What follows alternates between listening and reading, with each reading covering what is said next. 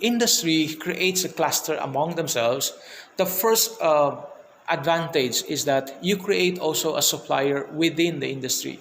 Just like, for example, I remember this story of a toothpaste company. I think it was in my country. So this person supplies the materials for the toothpaste company. So I think it was made of foil or something like a foil, something like that. Okay, so this guy, a businessman, a Chinese businessman, is supplying the major manufacturers of toothpaste company with the packaging. Okay, unfortunately, uh, the major manufacturing companies changed the requirement for the packaging. So it used to be made of foil or something like a, how do you call it, a tin materials. Okay, so once they changed the requirement, unfortunately, this guy who manufactures that packaging has a lot of materials available in his factory. So looking at the opportunity, he said, I cannot just waste these materials. I need to make use of that material.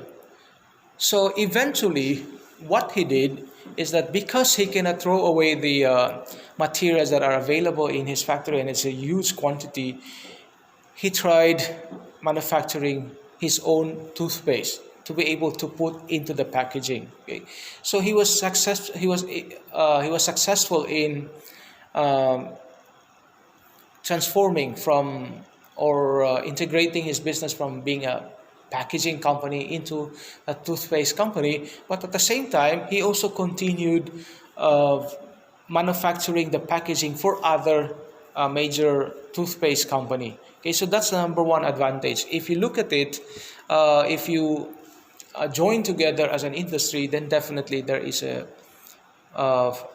advantage of the supplies, because you can depend on, rely on your partner in the industry to support you with the supplies. Okay, second one, labor market pooling, which means to say the industry has laborers and the industry requires the same skill or requires the same knowledge about how to manufacture the product. So what will happen is that if there are five manufacturers in the same industry and they share the same technology, share the same process and knowledge, imagine the advantage they have if they cross among the industry the laborers that they have. Which means to say, maybe at some point in time, you don't have enough laborers, then the other industry partners can actually supply the labor.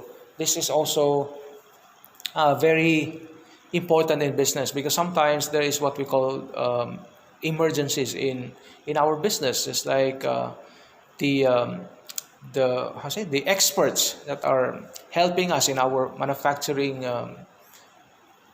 manufacturing business can have a problem, so we can just ask the other industry partner to share the labor or maybe the expertise of the other one. Okay, and of course the knowledge. Okay, spillover means the knowledge will be passed on to the other industries. And as I've already mentioned to you many times, do not think that these competitors are actually not having secret meetings. All industries around the world are actually talking to each other, and they're also sharing the knowledge that they have. Just like, for example, the iPhone and the Samsung and all these manufacturers of mobile phone, they share their industry knowledge. That's why they have these conferences and exhibitions happening around the world. Okay, so specialized suppliers. There are how say there are industries that require very specific materials for their production, and these materials are not manufactured by just ordinary manufacturers. They need a partner that is specialized in terms of production capacity, in terms of in terms of technology in production, or in terms of knowledge of production. So definitely, you need to have a partner that you can rely on, especially in specialized type of supplies. Okay, so on the other hand, it says a localized industrial cluster can solve this problem. So